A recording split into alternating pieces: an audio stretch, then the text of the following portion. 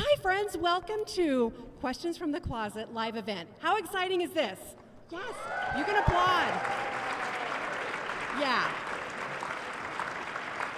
Oh my goodness. We are so excited to have you here. Thank you for taking time tonight to come and join us.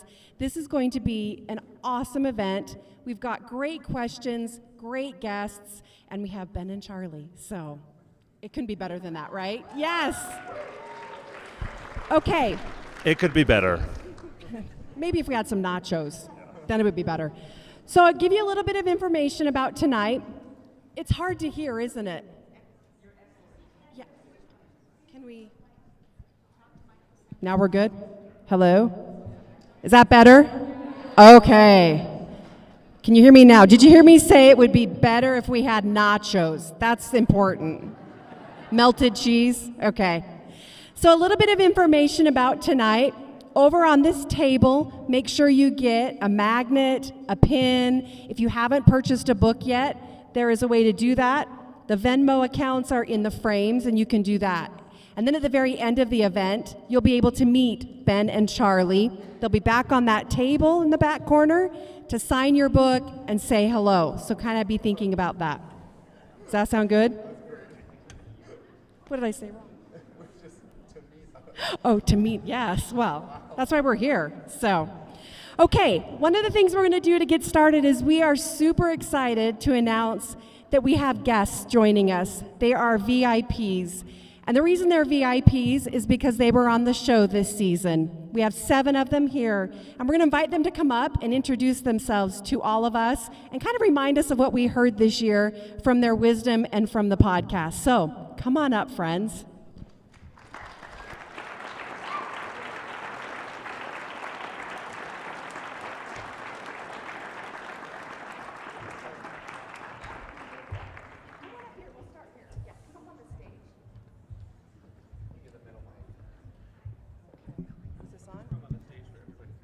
Okay. Hello? Is this, they can hear it okay? All right.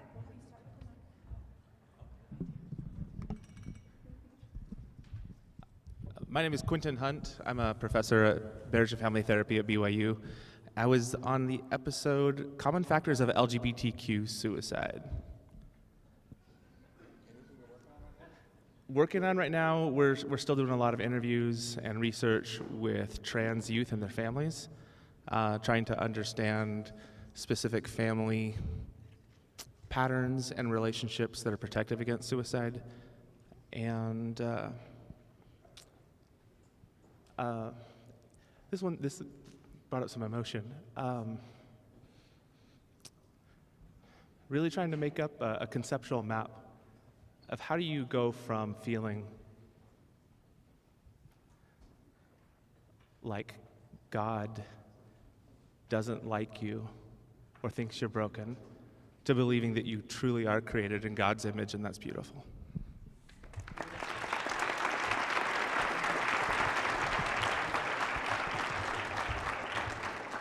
Okay, hello everyone. My name is Taylor Jessup, and I was on the episode, What If I'm Afraid to Come Out?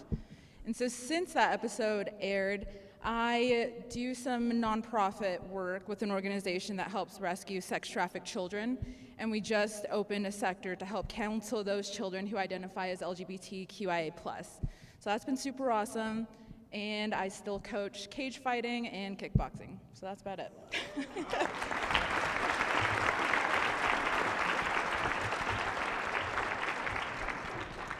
My name is Laura Fuchs, and I was on the episode, Can It Be Just Me and Jesus?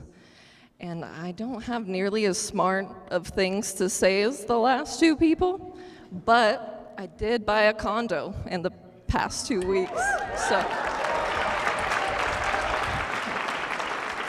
Yeah. So I put the homo in homeowner.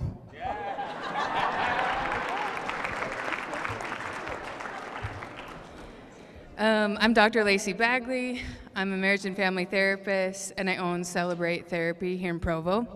It is an LGBTQIA+ clinic that serves the community and is run by queer clinicians. We love what we do, we love the community, and we're super excited to be here.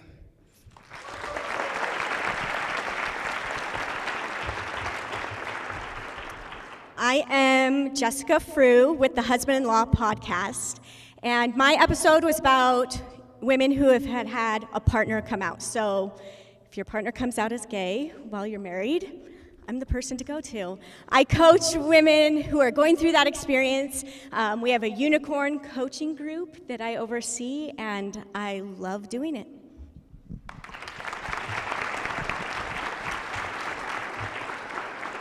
Good evening, everyone. I'm Johnny Liu, and I was on the episode, How Do I Deal with Loneliness? Since the episode, I played volleyball. That's basically it.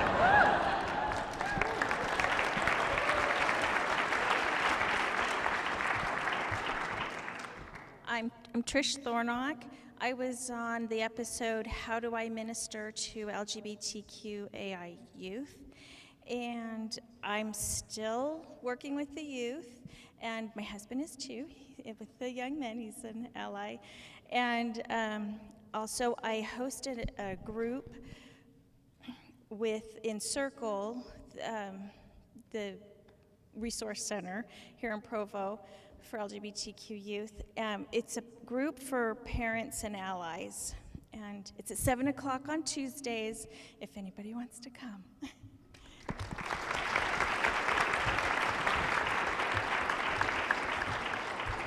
I'm Megan Decker. I was on the episode, Is It Ever Too Late to Come Out? And the answer is no. Since then, I've been working on a book that'll be coming out next month called Tender Leaves of Hope, Finding Belonging as LGBTQ Latter-day Saint Women. And excited to have an event coinciding with that book release that Ben will be joining us, Richard Osler, Becky McIntosh, and that'll be April 12th. I can give you more information if you want to hear about it.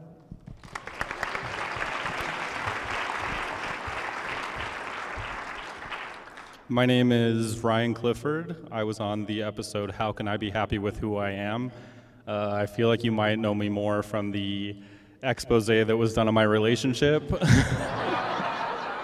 There was the season opener for season 3. I'm dealing with that right now. And that's about it.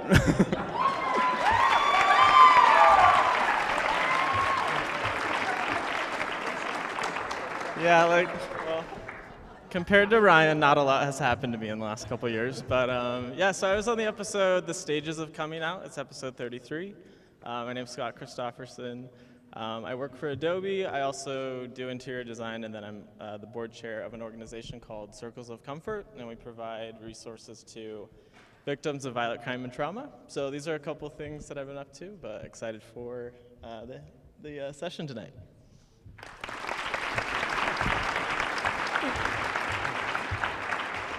Hey, my name is Stacy Harkey, and I was on a couple episodes in like season 1, I think. I would talk, how do I overcome shame, and what are the pros and cons of coming out? I feel like a kid bearing their testimony, and I'm like, I know it's true. In the meantime, I've just been living my best life. I dated a great guy, we broke up, I'm going on dates. I'm currently doing DEI and LGBTQ in the workplace trainings with Equality Utah. So that's kind of what I'm up to.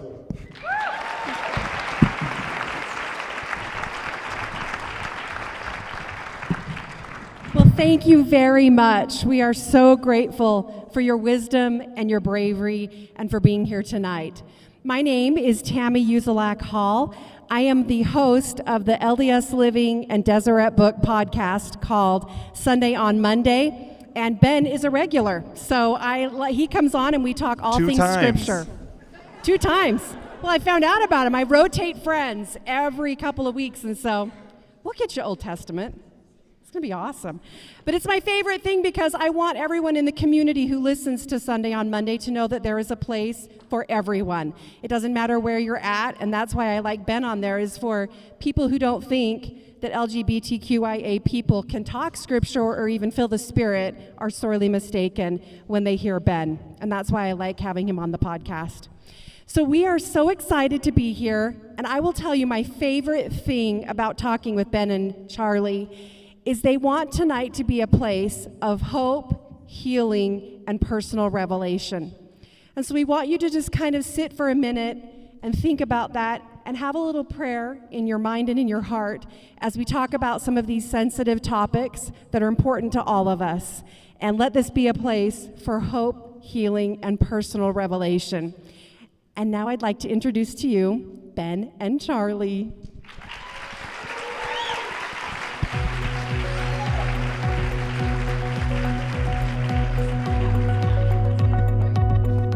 Welcome to Hey, Questions everybody. from the Closet. I'm Charlie Bird. And I'm Ben Shalati. Each episode, we discuss a question that we commonly get asked as LGBTQ plus Latter-day Saints. And we are so excited for this. It's our second live event. There are almost 500 people here. And that's good, Mike. We can cut the music. I want to sit down. And I was nervous before, like all day, all week really. I've kind of been jittery. And I came in, and the first person I saw was a family who drove here from Wyoming because they regularly listen to the podcast, and I was just, wow. And just looking around, there's family, there's friends, there's people I love, there's people I don't know, but I already feel the love. And I'm so grateful for this amazing community that came out to support us, but also just to support this community. Same thoughts from me. Okay. We were going to do similarity and difference. That's what I was going to ask, do this. similarities and differences. So Ben and I are not terribly diverse, as you know, and we share many opinions and life experiences. For example, we both asked multiple people to host, like to moderate tonight, and all of them had like random surgeries that prevented them from being here. Some like happy, some not so happy. And the difference. However, I'm there the are some backup plan. Thanks, Charlie. Let's be clear. We love you. I wasn't a first choice, but I love you. However, there are some pretty big differences because I was the one that actually called Tammy and got her to do it. So. Good job, Ben. And we are so excited to have Tammy as our moderator tonight. And I feel like you already talked about what you do, but I want to hear more. Like, tell us a little bit more about you. I like cheese. I actually have a saying that I always use in my bio that I think cheese is God's way of saying it's going to be okay. And I eat cheese a lot. I like it. And Tammy, have you had any comings out this week? Oh, knock it off. All right. I have a book. A book was released this week. I'm super excited about it. It took me 7 years to write. Holy cow. I know. Yeah, it's really fun. And it's about the proverb of a virtuous woman. And anyone who's read Proverbs chapter 31, verses 10 through 31, especially if a woman, you're like, I'm out. Because you have to clean and cook and be incredible and never sleep and have a famous husband. You got to be married. And then I started studying Hebrew. And I've studied Hebrew for the past 7 years. And I went and read the proverb. And I was like, oh, that's not what it means. It's like that line in Princess Bride. I don't think it means what you think it means. I think that's what the Lord said to me. And so I've been studying that proverb, and I wrote a book about what it really means in Hebrew and in our own lives. And really, it's just about being a covenant-keeping woman and member of the church. And you don't have to be perfect at it. You just have to be trying. And that is the beauty of the whole proverb. So there you go. Awesome. We love it. Thank you. Okay, so we're going to start. Many people submitted questions, and there were some incredible ones. It was very hard to choose which questions to ask tonight. But before we get into questions, we're just going to talk about the elephant in the room, the episode that Ryan kind of alluded to a little bit. Can we just talk about that? So what happens when you fall in love episode? And we know, and I even have this written down here because we've talked about this, you've had a range of emotions and experiences from that one specific episode. So I want to know, what are some positive things you've heard, and then maybe something that was hurtful? Yeah, I had a really awkward thing that I said in the episode where I offered to rebaptize Charlie. But thanks, Ben. But then it got to this place where I said, I want to be part of a church that you're part of. And that was something that so many people said that really resonated with them. And I was really grateful that we got to do that. I'm just getting used to this echo still. Yeah, for me, obviously that episode was a really vulnerable thing. And it took a lot of thought and consideration deciding if I even was going to talk about it, because I knew I didn't have to, and I think occasionally in this space, people expect me to just like share everything, and that can be difficult. And I was like, this is hard, you know, this is something that's been happening in my life for a while. And this was the first time that me sharing something wasn't just me, like there was somebody else involved.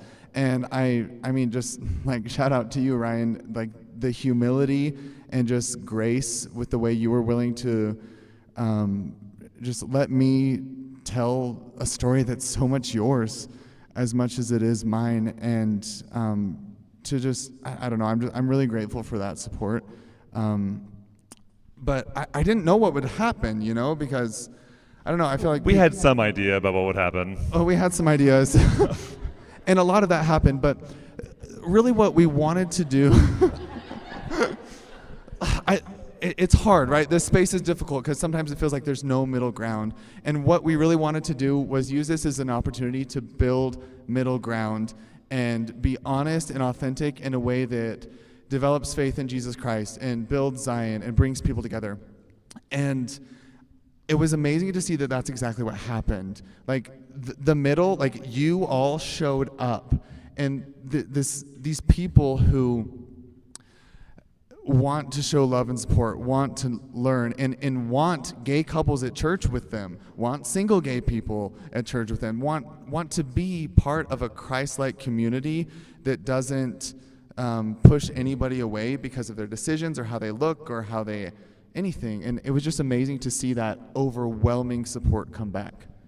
And one of the hard things that happened is, you know, Charlie and I are active in the church. We both work at BYU. We talked about the Honor Code office. And these are all institutions that have caused a lot of pain for LGBTQ folks.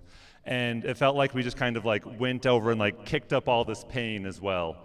And that was something that I felt really bad about, that there were people who were re-hurt and tough things were brought up. And then a lot of those people then reached out and expressed that hurt as anger towards us. And that was hard, but also something that I think is understandable. Well, Ben, someone was wondering, did you feel any professional obligation to turn Charlie in? Yeah, and that's a good question. So what I do in the Honor Code office is I help students understand I need to get used to this echo really fast. I help students understand the Honor Code, recommit to the Honor Code, evaluate their own behavior in response to the Honor Code. And I also have a personal life that's outside of my professional life. And when I take off my Honor Code hat, when I go home, I'm just a private citizen.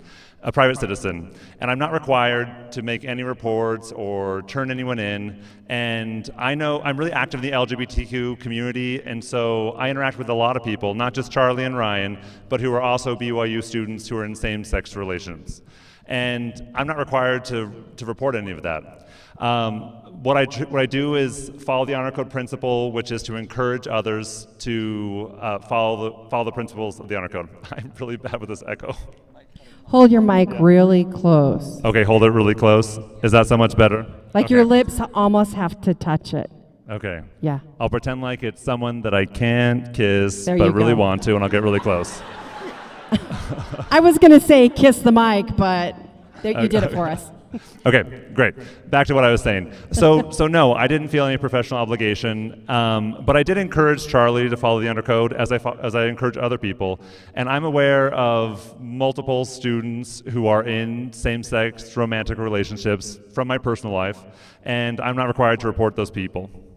Okay. Well, then some people wanted to know, Charlie, were you afforded any privileges because of who you are at BYU? That's an interesting question. So I try to like talk about, like I'm aware that I'm like an athlete and people know me and I'm tall, and I think all of those influence like what it's like to be a gay Latter-day Saint. You're tall. And I'm not saying that. You said you're tall. Oh, did you dance your way out of it? Is that what happened? No. And there is tall privilege. It's awesome. There is, except when you're on an airplane. Then I'm like, have to pay for Comfort Plus. But wait, I lost my train of. Oh, and like there's ways that me being a gay Latter-day Saint is more accepted than if I looked differently. In a lot of ways, I fit the mold. And I've always known that, and I've always felt uncomfortable with that. But at the same time, I've hoped that I can use that to uplift other people and share other people's voices. With that, as far as my privilege in this situation, honestly, I didn't feel it. I was terrified. Ben had definitely been being like, Charlie, what are you doing? And like, there was that pressure, but I think so many BYU students live with this like fear of policy, right? And I was not exempt from that. I went in kind of like, do what is right, let the consequence follow. Like I felt like Harry Potter has come to die, right? And I was willing to do that. And I remember you saying things like, I just want to be able to go to cheer nationals. Yeah, like I just want to cheer. From going to cheer nationals, I was like, I just want to cheer, people. I don't know. And additionally, it's interesting because some of the, I don't want to put anybody on the spot really, but there's an individual who was very vocal about how I got off because I'm an athlete. I was let off the hook because I knew Ben. And I appreciate what you mentioned, Ben, about like kicking up dust and bringing up a lot of pain, because that was real. I'm so sorry that happens anytime there's anything in this space. But this individual was pretty vocal with a lot of people about this and kind of like saying some really hurtful things aimed at me and you.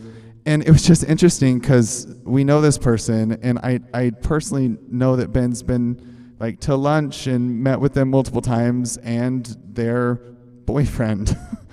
And so I was like, Ben never reported you to the honor code, so I don't know. So I really feel like there was equal privilege there. One thing I will add is I think there might have been a privilege of peace in my heart in that I know and have close relationships with different BYU administrators and have been able to have meetings and build those relationships. And this is something that I've been fostering for years, so it's not just something I fell into.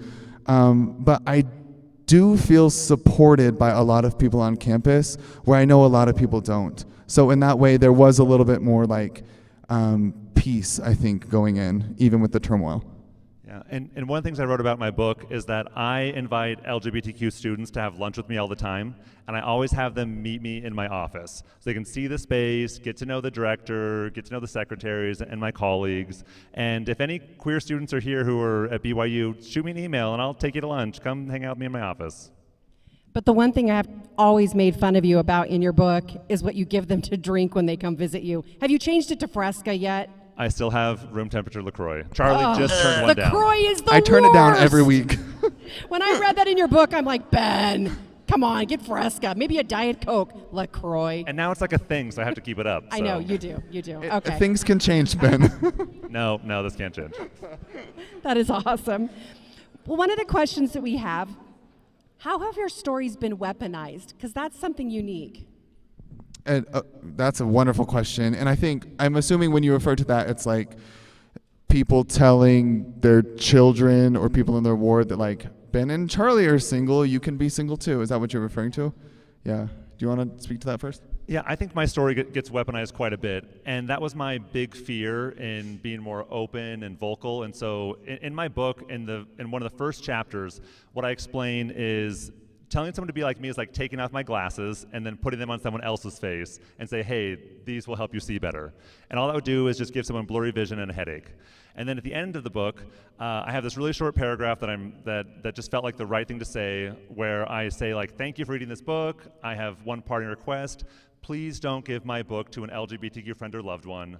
Instead of giving them my story, will you please ask them to tell you theirs?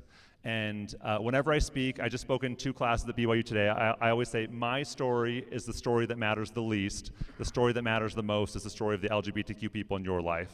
And so I hope that my story can be a catalyst for people to ask all the LGBTQ people in their lives to share their stories. And so that's my goal. And if people aren't going to listen to me saying, don't share my story, and they share it anyway, I'm really trying my very hardest to make sure that doesn't happen. And I think one of the ways we see our stories get weaponized is just like in these really like subtle ways. So after Charlie's episode about what happens when you fall in love, I got so many messages from people who said things like, Ben, I hope you can find love just like Charlie. Like, you deserve to have love just like him. And I want to be like, why don't you trust me to live my best life and to make choices that work for me? Thank you, Charlie. That's fair. LaCroix's gonna like cancel our podcast. They're like gonna come after us. They know it's bad. LaCroix did not sponsor this podcast. So I think that's the way that our stories get weaponized a lot. Is people are like, I just wish you could have a life like this person. Like, it's usually not super overt, but when it is overt, like, that needs to stop. Yeah. This is something that I try to be really sensitive to because I'm not like free from that. Like Ben just said, people weaponize other people's stories, even mine, against him. But like growing up, I used other people to like feel bad about myself, and I've had like extended family or like colleagues say things like that, and that really hurts. It doesn't feel good at all, and it breaks my heart to think that people would use my story and do that to somebody else. That's hurtful. So I've tried to control for a lot of that as well. I've noticed a couple things. One of them is that I feel like in a lot of ways my story isn't even completely mine. I feel like in this space, because it's so polarized, people come in with a lot of bias and assumptions. And this is how it's always been. When I came out publicly, I came out as gay and Cosmo the Cougar. and immediately... Wait, you were Cosmo? I was Cosmo. Roly. And I was amazed to see, at this point in my life, I was going to the Temple Weekly, I was in the Elders Quorum presidency in my ward, and immediately America made these assumptions about me, that I was leaving the church, that I was breaking the law of chastity, that I was, single, ready to mingle, all these things, and it was just because I said, I'm gay. And then I saw a complete inverse of that when I started working with Deseret Book and released my book, where all of a sudden, like, crazy gay Charlie in everyone's mind was now like a self-loathing, celibate, kind of brainwashed puppet. And it was so fascinating to me because I was exactly the same. Like, nothing had really changed in my thoughts, views, life. And I've noticed that, like, I hear comments like, well, Charlie wrote this book about I am single and celibate, so you should be too. And I'm like, oh, sweetie, you didn't read the book. Like, you didn't, because I wrote a book about developing a relationship with God and being authentic and coming into your identity. And I've tried to be very careful about what I say about my future because I've watched so many people say this is where I'm staking myself and then getting just mown over by, reactions to that. Yeah, and that's one of the things that's really hard, is we try to be so explicit, like, don't do what we do, like, do what works for you. But the phrase I've been using is that people read the headlines of our lives without reading the story. That's good. And so, I think... It was good, wasn't it? It's amazing, man. So good. And I almost want to say, like, would you rather me not share my story? Like, would you rather people not come out? Because is it the person's fault if someone else weaponizes their story? I don't think so. If a mom's saying hurtful things to their child, that's the mom. That's not me doing that. And I just feel really lucky, though, because on top of that, a lot of the feedback I've gotten from parents and youth leaders, bishops, things like that, are things like, I read your book and I had a conversation with my daughter for the first time in 3 years. Or I read your book and I knew what to say when a youth came out to me in my office. And so that's so much more common to me, and I just try to focus on that. Yeah. This is an analogy that Charlie shared with me, that our stories are kind of like hammers. They can be used to build things or to tear people down. And so hopefully our stories can be used in a way that will build people. Beautiful answers. Thank you, both of you. Okay, another question that somebody had was, I love this question, why do so many women want a male gay best friend? Because we're fabulous. Because we're super fun. I don't know. I'm like, well, not all of us. I am super fun. No, I mean, but we're to play into stereotypes, like we're generally pretty fashionable, we groom well. We're not really threatening, like I'm not trying to date you. But it's possible that I'll have like aesthetically fall in love with you in just like I'm so intrigued by your look sort of way. So that could be weird. Yeah. But hopefully it's like me like gassing you up and making you feel good rather than be like, okay, stop talking about my eyebrows. We're just fun. We're not gonna try and date you, so we're pretty safe. And I love to watch Jane the Virgin with you. Okay. Team Michael all the way. Great answer. Okay, here's another. I like this question. How do you know if God is truly okay with me being gay? I'm worried that it's just my own thoughts and hopes that feel this way. For me, my first thought was, by your fruits you shall know them. And I mean, the fruits of the Spirit are written about in Galatians 5. And I know that when I started accepting this part of myself and sharing it with other people, I started feeling those. And you could probably list them all because you're a scriptorian and so are you. Do you want me to? I would love that. Yeah, please. Okay. They're love, joy, peace, long-suffering, gentleness, meekness, joy, hope. Perfect. And Galatians 5:22 through 23. Thank you. Wow. Yeah, applause for that. And she knows Hebrew. But yeah, like originally when I was hiding my orientation, trying to be straight, I was feeling shame, anxiety, fear, walls. And that flip, turning on the light and being honest about that, brought me closer to God. Yeah. We could get into a really big discussion on like how we know things and like, you know, in the church it's like this feeling, these fruits that we have. And I would say the same way I know that it was like right for me to come out and know that God loves me is the same way I knew that the Book of Mormon was true and that like repentance was real and the atonement of Jesus Christ was real. So I would say, like Charlie said, it's just through those fruits. I will also add that internalized homophobia is super real, and I spent like years, like 22 years, conditioning myself that gay was bad. And that's not something you just overcome in a day, right? And I feel like it's just natural that you'd have like thoughts like, is this actually right? Just because of the place you'd been in for so long. And hold space for that part of you. And I trust you to know and figure it out. There's also not a timeline. I don't know if this is one of the questions, but I looked over your side. I'm just going to steal it from you. But someone asked, like, is it okay, like, what if I am bisexual or gay and I'm like in my late 20s? Is that normal? I'm like, yeah, that's so normal. Like, there's not a timeline on this. And, like, you did such a beautiful job talking about that. Is it ever too late to come out? It's not, and your pace is the best pace. Beautiful answers. Thank you, both of you. The question is, what is your relationship with the rainbow symbol, and how has it evolved? Yeah, I don't remember ever having negative feelings towards rainbows.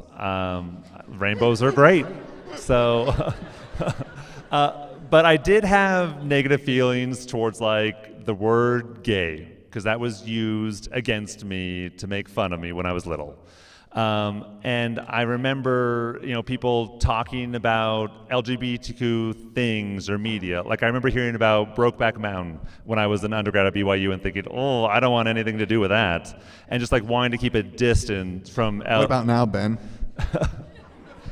Charlie doesn't watch radar movies. I don't.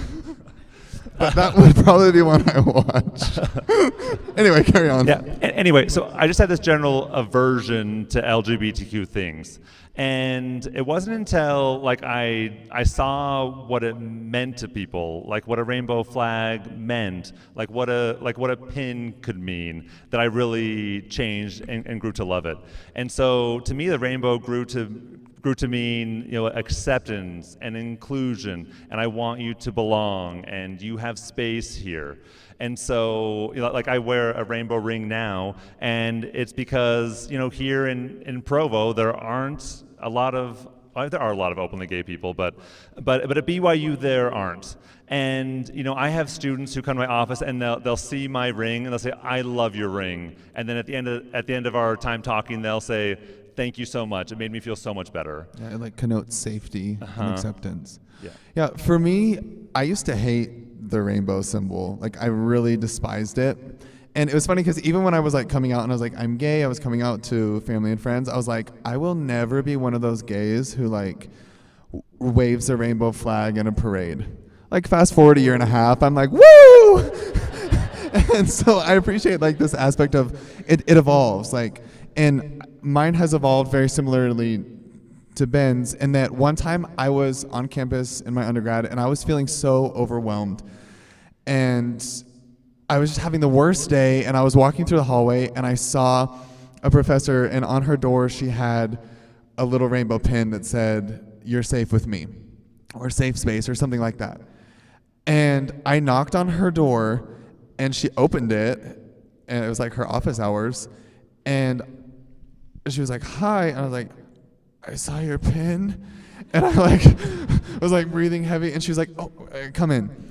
And she talked with me for an hour and a half, and she cried with me, and she just was exactly the person. I don't know her name. I haven't seen her since. But this woman, doing that and using that symbol to connote safety was so monumental for me that day. And that's the day that my perspective of this symbol changed. And it's interesting because LGBTQ+ identities aren't necessarily seen. I mean, there's some stereotypes, and you can read into social cues, I guess, but it's not something you can say oh, you're gay and you're not, and and so symbols become really important to connote safety, and that's how I view it now. I also don't love jewel tones, so I still don't love the aesthetic of the flag, but I fly one. But I appreciate that you said it's a symbol of safety, and it definitely is. My sister, she wears a rainbow shirt, or she has a little rainbow pin that she wears every day, and she works at the junior high, and she purposely does that so that kids see it as a safe place. That's her only reason for doing it, and I think it's awesome. I love that. She's right here on the front row. But she's always got something rainbow when she goes to work at the junior high, so these kids know, Miss Watson is safe. So when I walk across campus, I'll see kids with rainbow ribbons on their backpacks or pins, and I'll say, "I love your pin," and they're like, "What?" But I always thank people, and I would see these "I walk with you" face masks, and I was like, "I love your mask," and people are like, "Who are you?" But I thank people for those symbols of safety. So great, so great. Okay, this is a little bit longer of a question, so here we go. This person says, I am not LGBTQ+, but being an ally is very important to me, especially at church. What are some ways that I can be an ally when conversations turn a little bit tricky? She's worried that she might use wrong lingo or say the wrong thing, and so she wants to know, how can she speak up and make sure she uses correct terms? I think this space is interesting because a lot of people identify in different ways, and even the way I've identified, I was straight, and then I was same-sex attracted, and then I was bisexual for 2 weeks, and then I was back to same-sex attracted, and I was like, actually, I'm probably straight. And then I was gay, and I still am. What's next, Charlie? It's a slippery slope. It's not. That was a joke. Orientation tends to be pretty consistent, but wait, what was the question? Oh, different terminologies, and it can be hard. It can kind of be overwhelming. And I would just say it's important to meet people where they're at. And you don't want to jump 5 steps. You want to be hey, here's the next step. What step are you on? I want to meet you there, and then we can have a discussion. So asking how someone identifies, what language they feel comfortable with, whether they're same-sex attracted or LGBTQ+, or whether they're more orthodox members of the church who don't really have much proximity or experience in this area. I just think it's such a beautiful thing to meet someone where they're at and then there's an opportunity for you to grow and for them to grow as well. So I was a Spanish teacher for a really long time, and when you learn a language, you make mistakes. Totally. You say stupid things, you accidentally swear, but people offer you grace because they know that you're learning and they're just glad that you're trying. And so when I talk about things that I don't know a lot about, like trans issues, for example, I might say the wrong thing. But there are people who are so kind who will politely correct me, and I care about them, so I will do a better job. Just an example I was on this panel at BYU a few months ago, and there was a mom, an employee mom who has a gay son, and she was being great. She was knocking it out of the park, and she said things like, "I love my son. I know he's living the gay lifestyle, but I still love him." And I said, "Well, I want to use this as a teaching moment." And I said, "Thank you. You're saying beautiful things. I can tell that you love your son, but I also think he would probably prefer if you didn't refer to it as the gay lifestyle." And she said, "Thank you. I didn't know that. What would he want me to say?" And probably say, "Well, that you have a boyfriend and that you're living your best life." And so I think we need to just offer people grace and time to grow, but also give ourselves permission to maybe say the wrong thing, because that will then lead us to an opportunity to say a better thing. Then someday we'll be able to speak in the past subjunctive. Great, yeah. I think those are great answers because this is a very new space for all of us. And so grace on both ends is the only way to do this. So great answer. Okay, here's a fun question. How'd you all come to achieve your level of awesome? That's a real question. Sometimes I don't know because I love how he doesn't even brush it off like we're not that great. Actually, I ask myself that every day. Celebrate your achievements. So here's the deal. If anyone follows me on Instagram, I like posting before and after reels, and I have these horrific videos of me gangly dancing as I'm 18 there, okay? This is not that long ago. And I have a bad haircut, and sometimes I look back and I'm like, when did I get coordinated? How did I turn into a dancer? And my hair's pretty now? I don't know. And so I think part of it's just the gay glow up. But maybe on a more serious note, I work hard. I really do. I didn't just naturally come to this space where I feel confident in my orientation or have, good relationships with different people.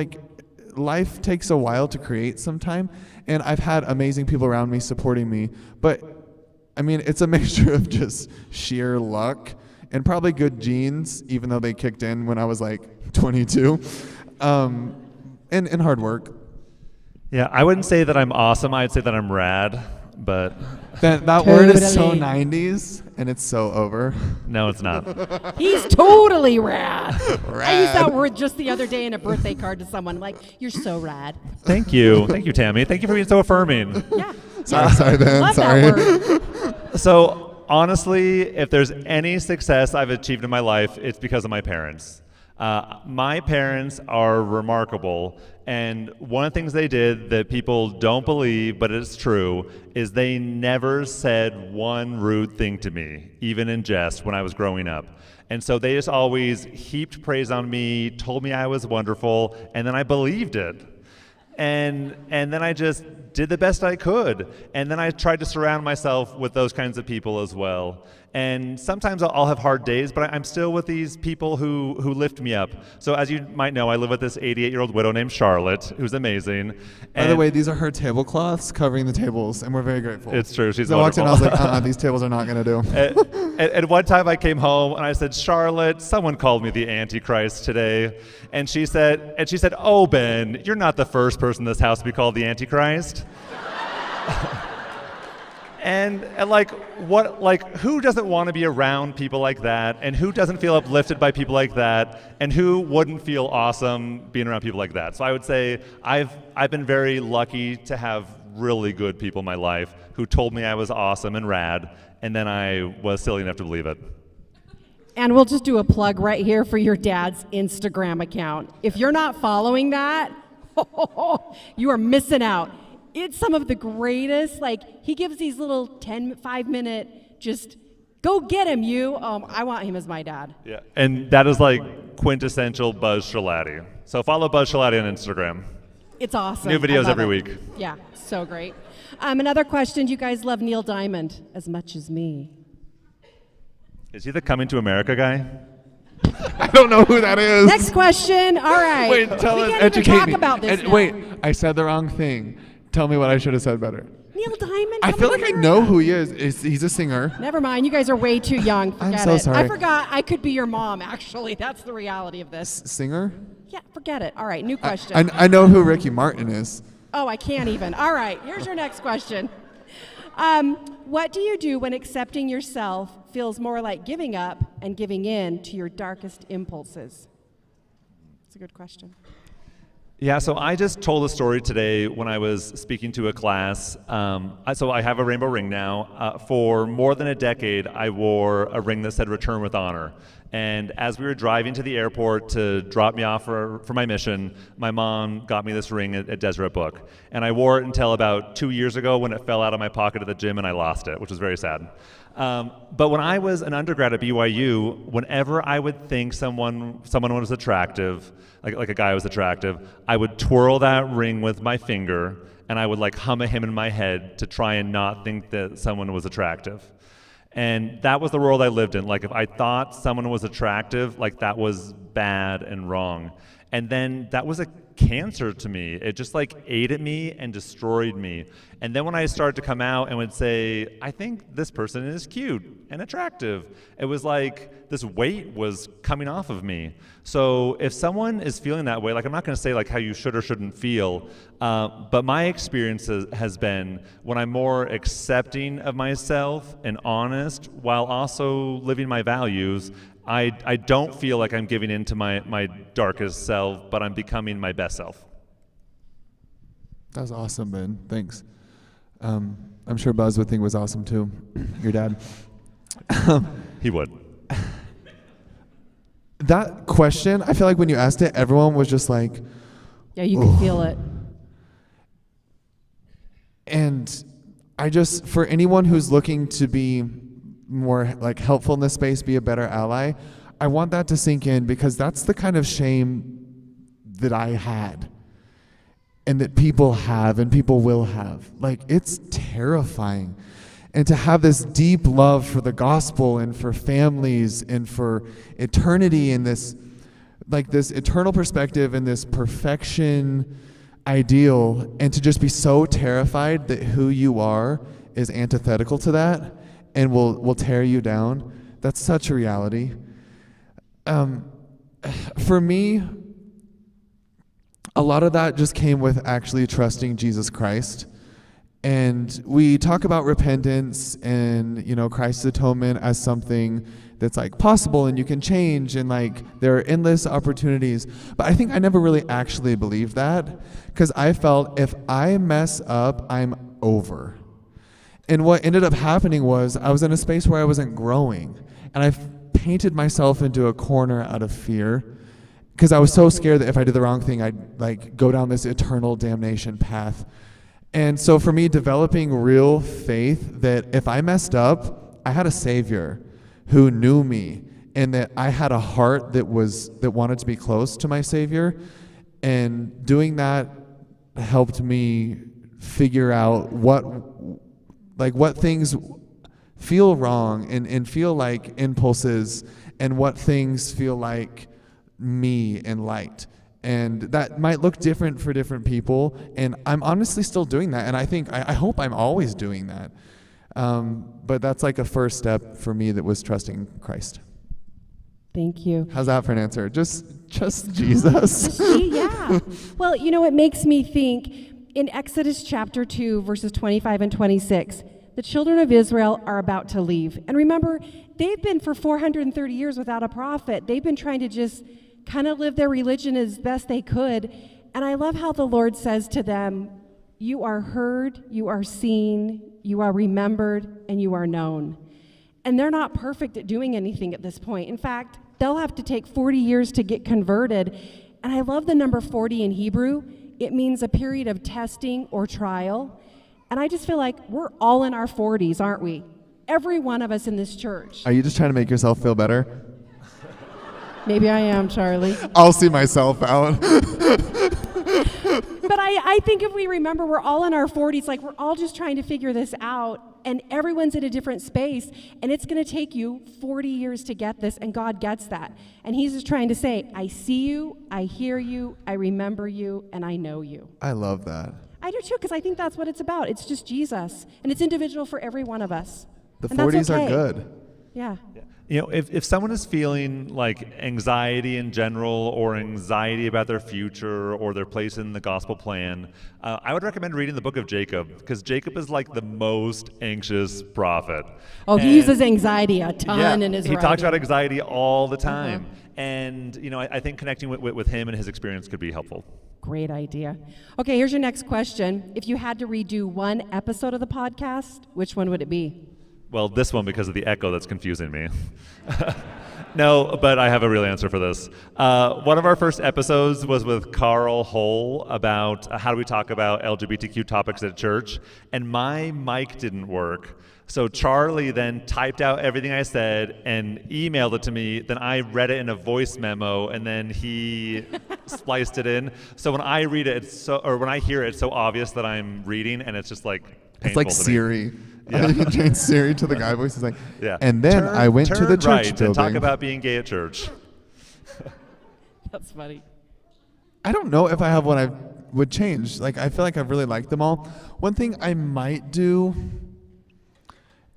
No, you know the dating episode? Uh-huh. I felt really good about it, and I wondered if I just like waited too long to do it. We did an episode, Can I Date? And it was interesting because, again, like, people just want me to share everything, and they're like, Charlie's never talked about this. And I'm like, I don't have time to yet, you know? Or I have talked about it, and they just haven't listened. That's also, but the dating one, I was nervous about, just because, I don't know, it was just weird to like dig up a bunch of like dating history of mine and like some things that like still kind of hurt and were confusing to me, and I felt like it was important to talk about.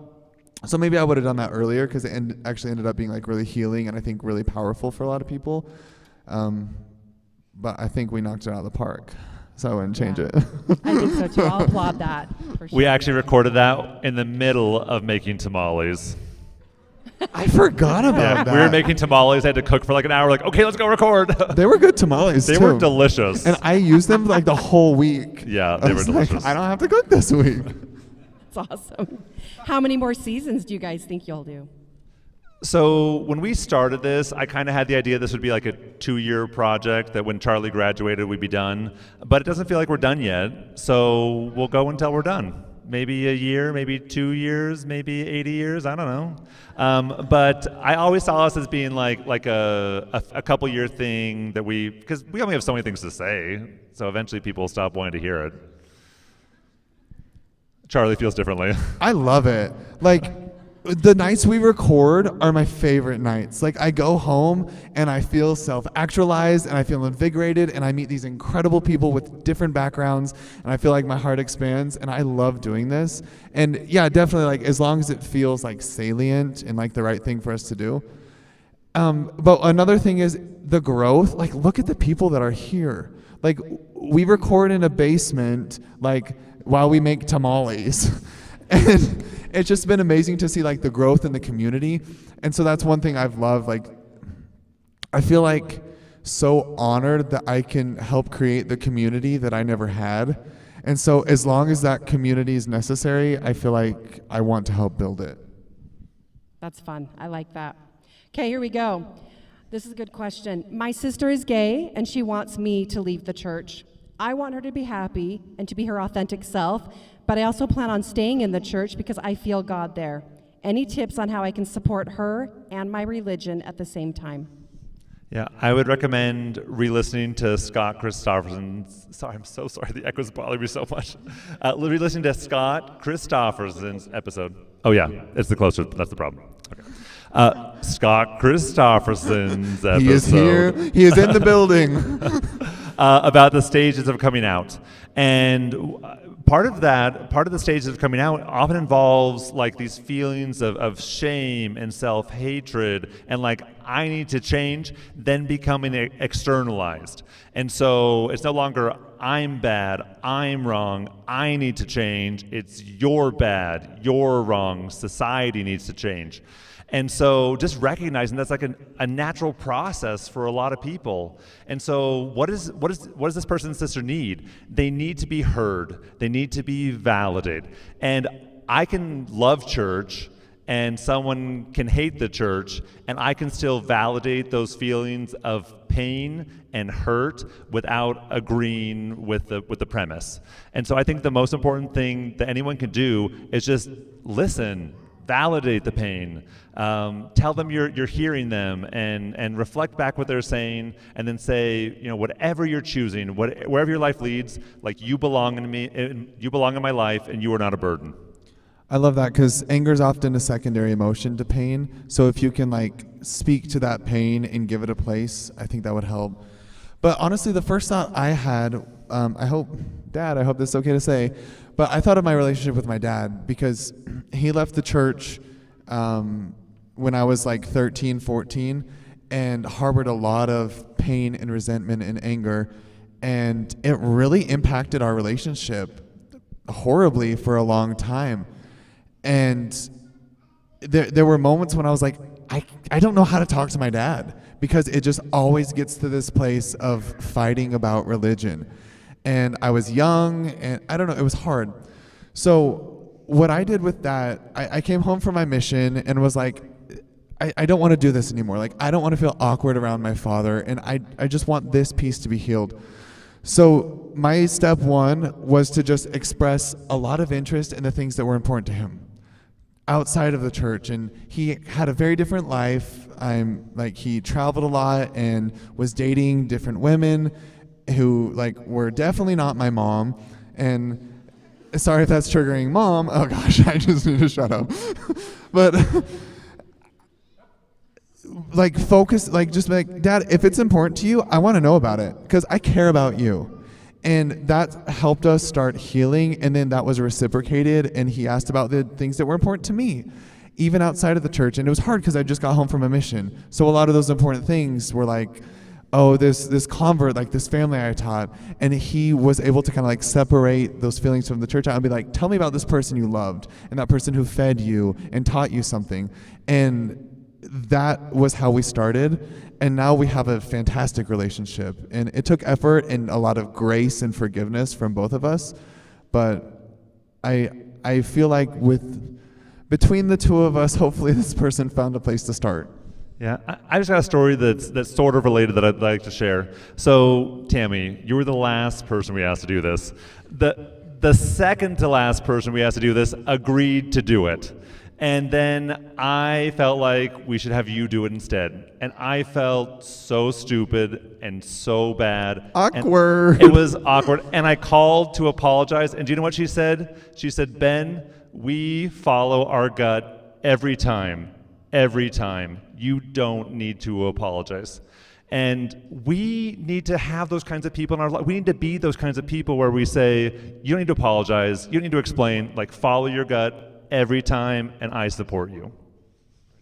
I like that. So if what I'm hearing you say is this woman who wrote the question should devote time to getting to know her sister and make it about her sister and understand her more and then religion won't be a main issue between them because her sister's angry right now and they're just trying to figure this all out. Yes. Okay. I like that. I think that's great advice. Who's your favorite Harry Potter character? Peter Pettigrew. Ew! Are you kidding me? He spent 3 years pretending to be a rat. That's impressive. Okay, but also how creepy. Because he heard all the conversations, slept in Ron's pocket. Ew.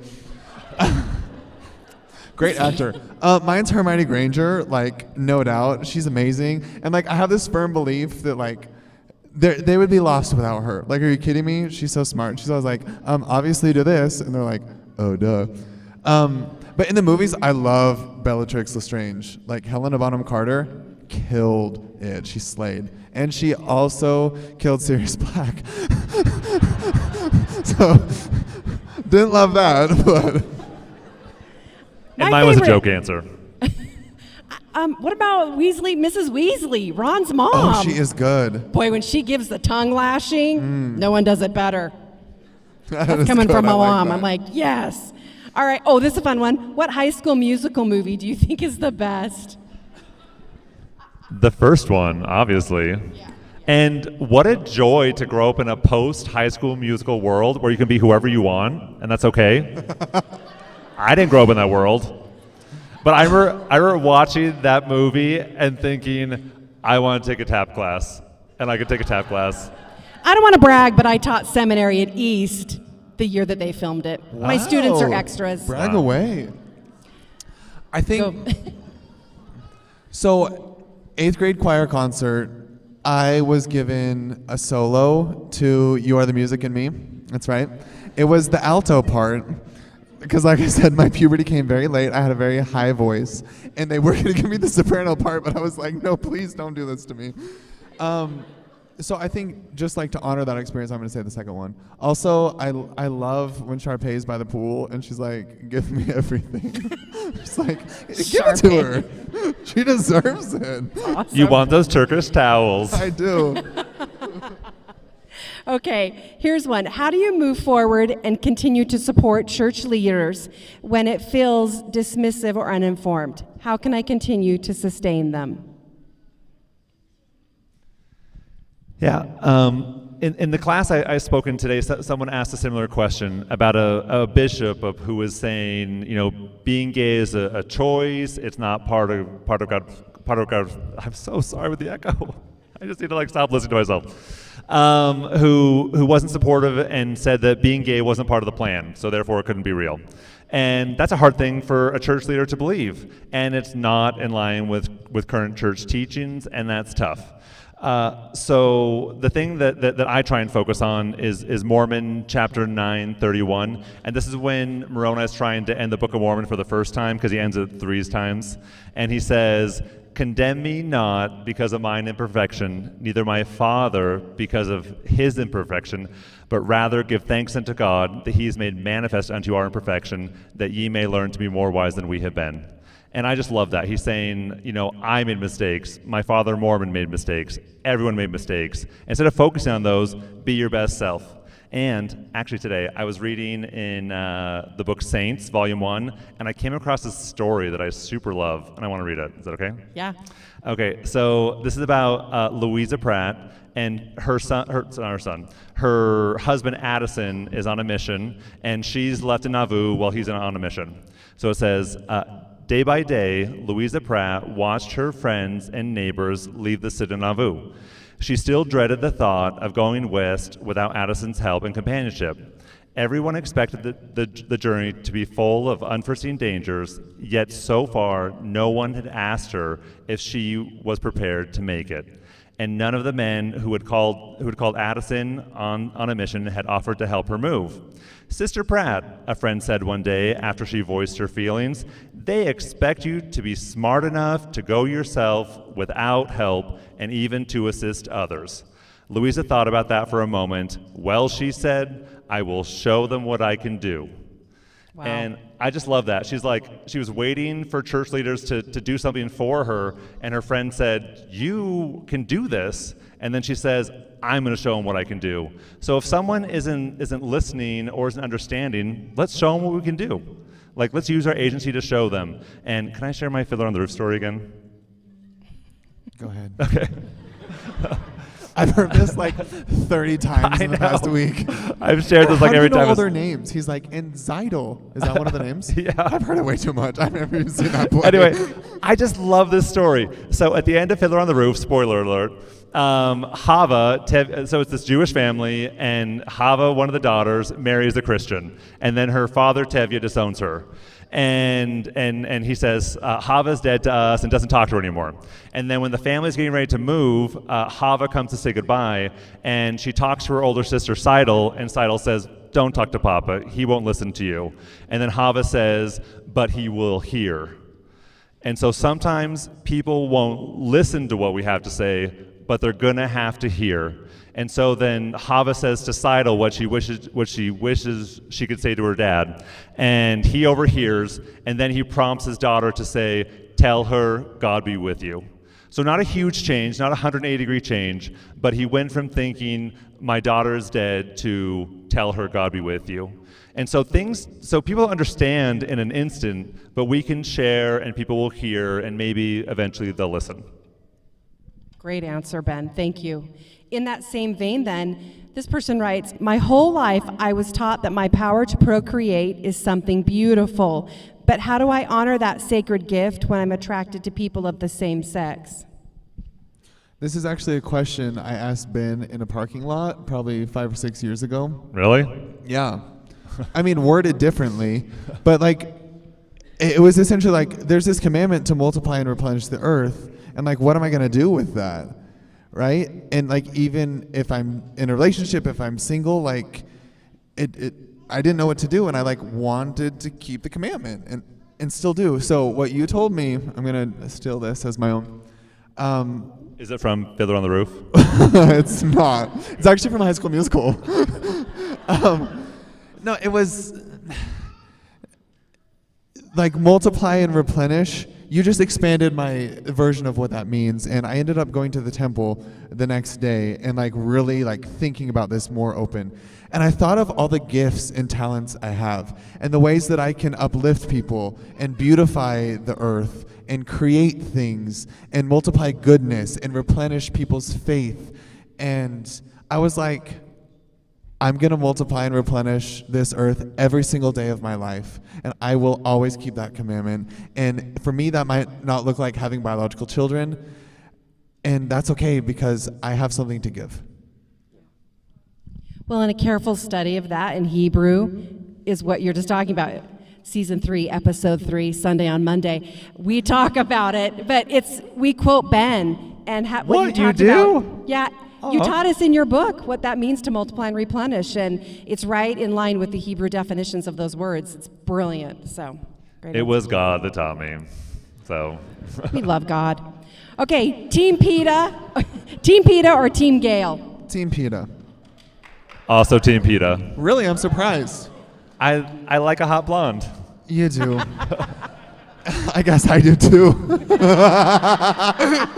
That was good. So like Gail's more attractive. Conventionally, he's more attractive.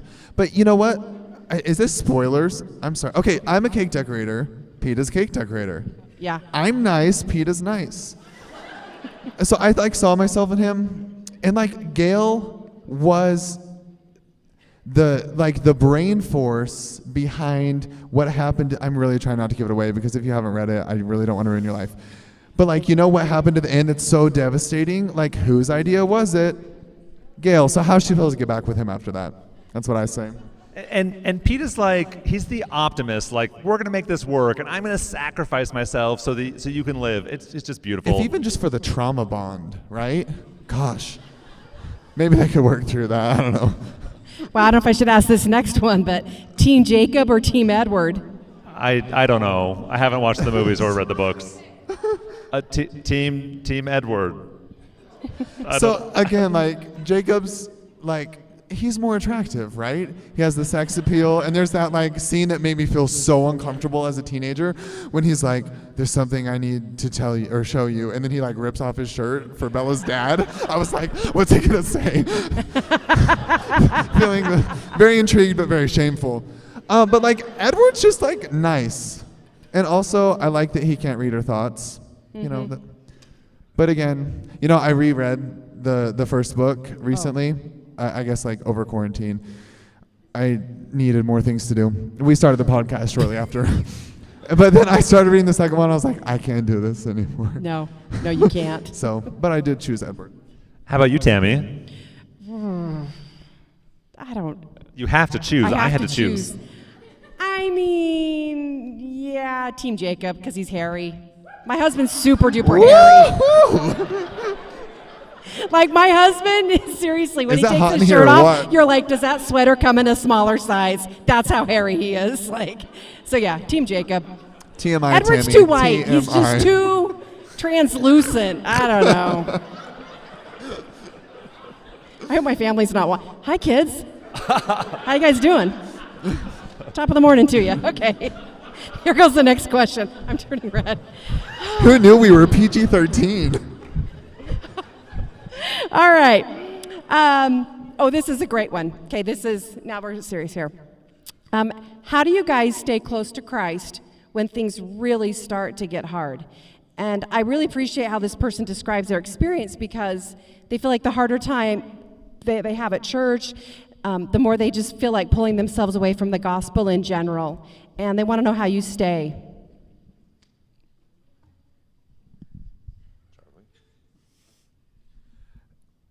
So for me, I don't know if I have a perfect answer, because I've realized that everybody's like view of church culture is different, like based on the family they grew up in, and even the area they grew up in. And like I mentioned how my dad like left the church, and so I was exposed to a lot of like negative attitudes about the church, and like quote unquote anti-Mormon literature from a very young age. And so like my view of the gospel and the culture of the gospel was a lot different than a lot of people. I also grew up where I was one of the very few members of the church in my area, so it's just, there's a lot of differences.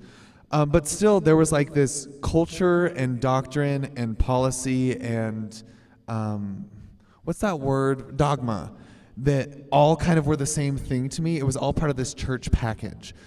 And when I would be hurt by a policy or a dogma or someone's opinion, I felt that. It was like the gospel, like it pained me at that gospel level. So for me, it was just like really going through and being really intentional and mindful about unraveling some of that and like separating those colors. And I don't know if I'll ever be perfect at that. It's something I'm always going to keep trying to do, but that's really helped me say, you know what, this is like, my issue with this is based on culture and policy and opinion, and my faith in Christ is here. And that really helps me not move away from God. Yeah, there's this really beautiful quote from David O. McKay, or maybe it's Spencer Kimball, who says that God does watch over us and care for us, but it's usually through other people that he meets our needs. And I receive revelation most often like while I'm talking or while someone's talking to me. And being with other people and sharing my feelings has really helped me come closer to Christ. And one of the hard things that's been happening lately in my life is just my mom's Alzheimer's prognosis, and it's just hard to see her decline, and just hard to see that affect my family, and it really sucks. And so I was sharing this on social media, just some story, and then this woman who I don't even know, who was in my parents' ward for years, she wrote me a message on Instagram, and she said, "Ben, I know your mom really well. She talked about you all the time, and she knew you were going to do good things, and she was proud of you in advance." And that just like meant so much to me. And I was like, that was the message I needed that day from this stranger, that my mom, who has no idea what's going on in my life, who doesn't know my name, is proud of me because she was proud of me in advance. And so one of the ways I stay close to Christ is by being honest about my feelings and sharing what's actually happening in my life with the people around me. And that's when the miracles tend to happen in my life. Is there anything specific you do on a daily basis to stay connected to Christ? Yeah, I'm really good at I'm a pretty duty-bound person. Like, if I say I'm going to write in my journal every day, I write in my journal every day and have for more than a decade. And so I write in my journal every day. I read the scriptures every day. I pray every day. And, I try and take some time every day to have quiet. And those are some of the ways that I connect.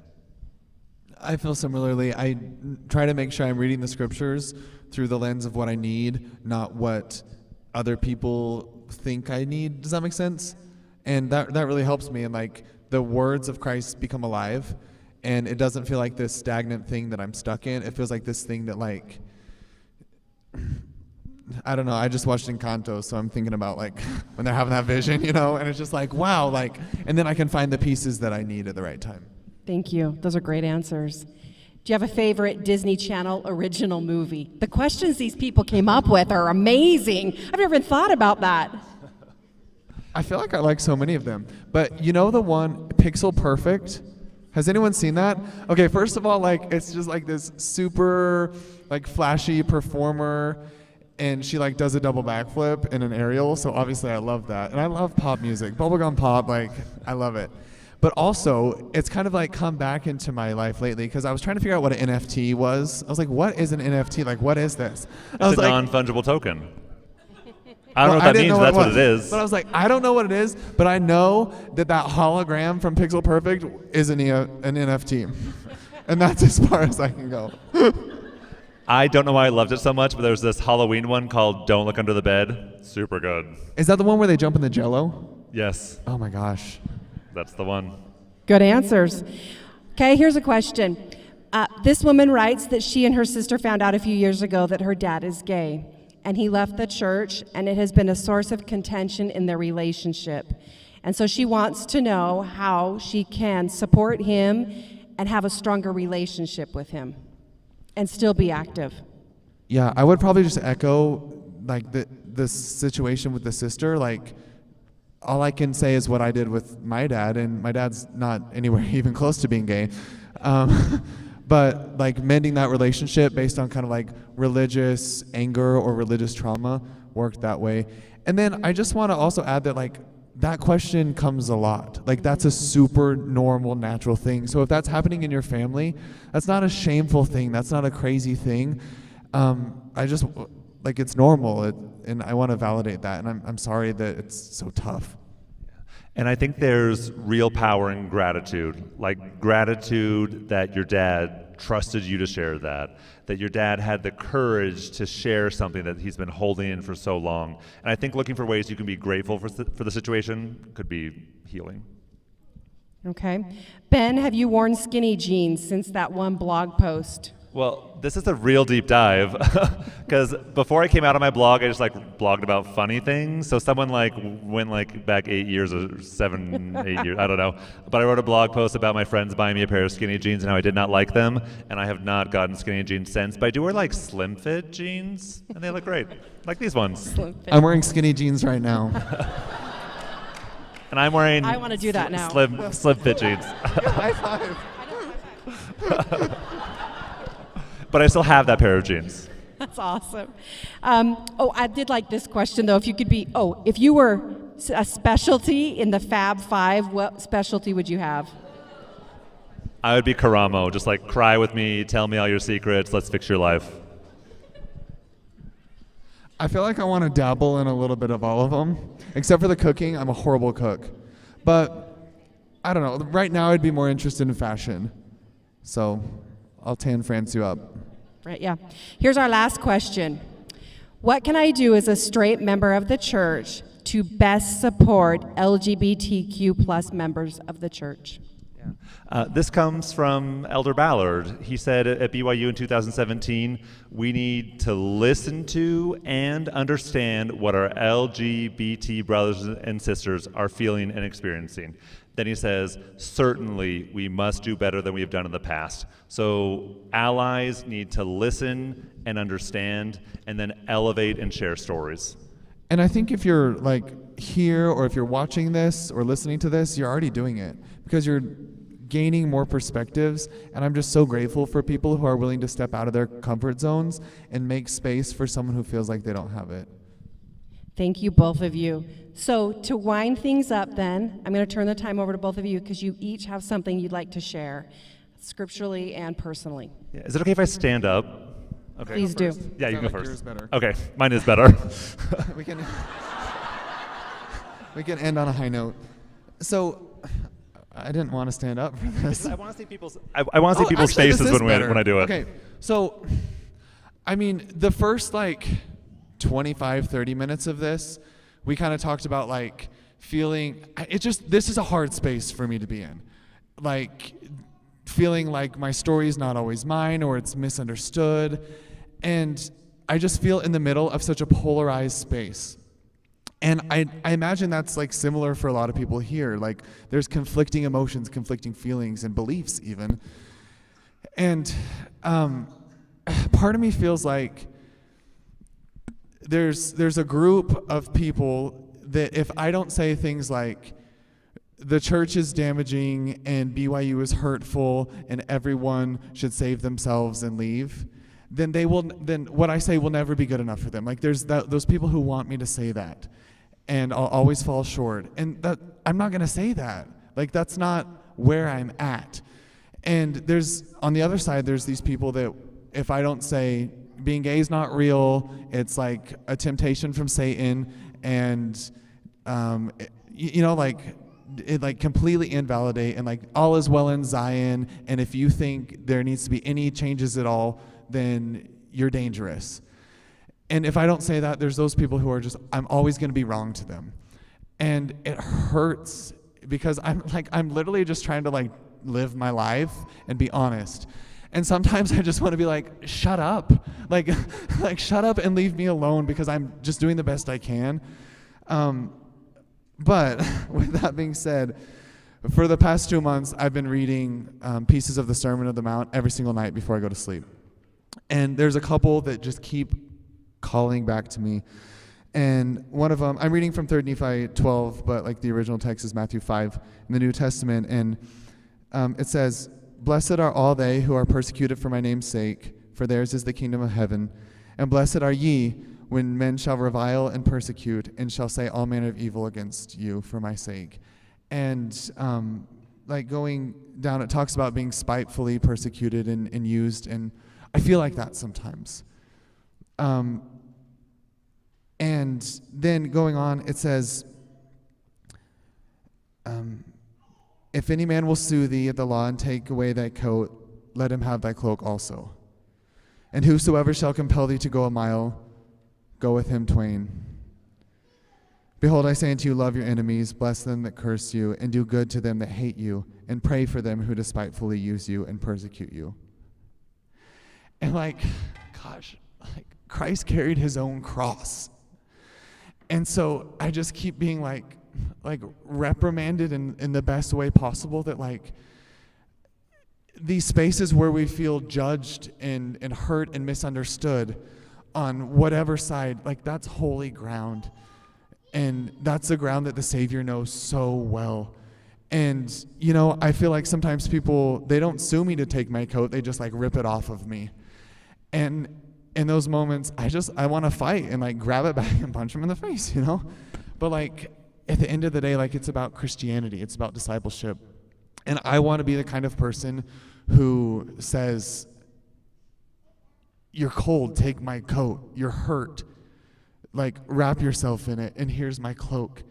And I don't know if I have a point with that, but I just get so emotional thinking about the Savior's just depth of humility.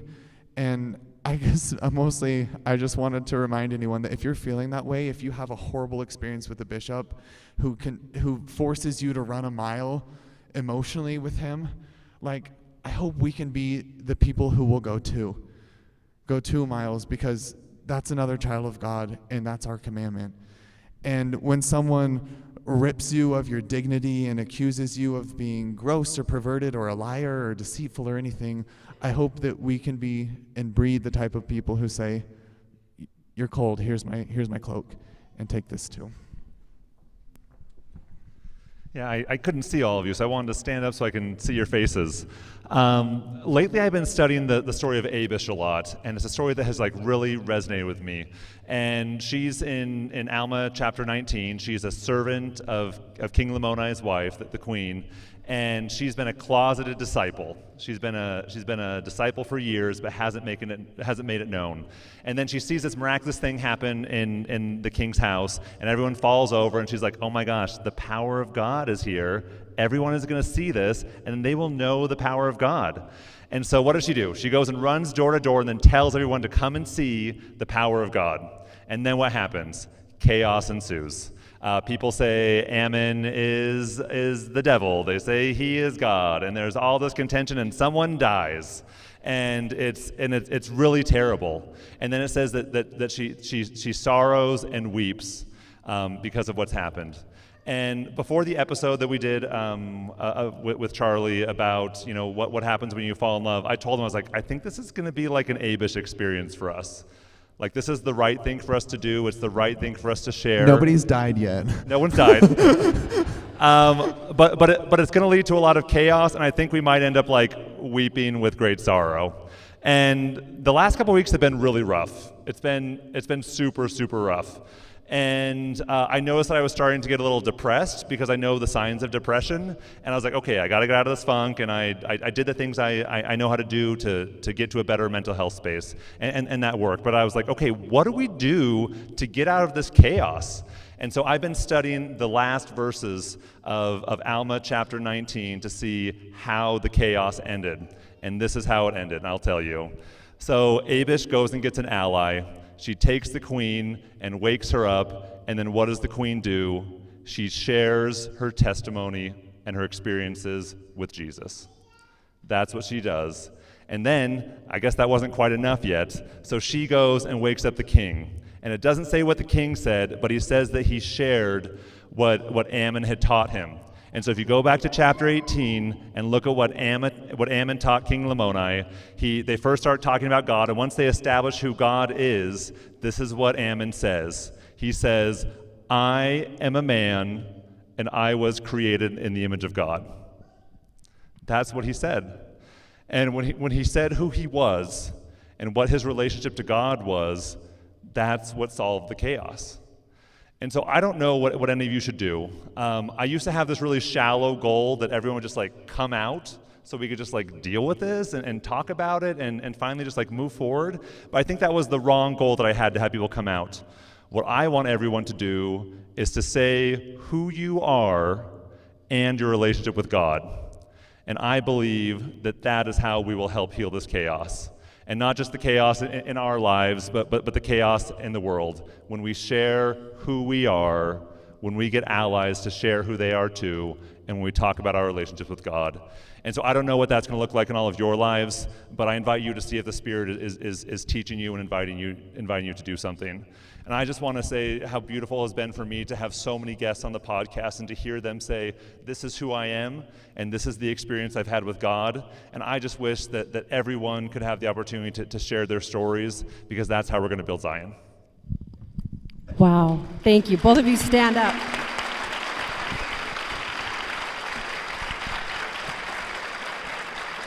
This has been such an incredible night. And to just go off of something cool that Ben said was the name of Abish in Hebrew means God is man. Ab at the beginning is God and Ish is man. And I just think that's incredible that he is our Father and we are created in his image. And when you said that, I was like, he gets us. He gets all of you in this room. And going back to that Galatians scripture, all the ways you can feel the Spirit, love, joy, peace, long-suffering, goodness, faith, we have felt that tonight. So if anyone's thinking they haven't felt the Spirit in a while, you did tonight. And that was awesome. So thank you, both of you. It's been a beautiful night. Thank you for your questions that you submitted. And I feel like we should just give like a big 1970s kiss. Mwah. We love you. Thank you so much for coming.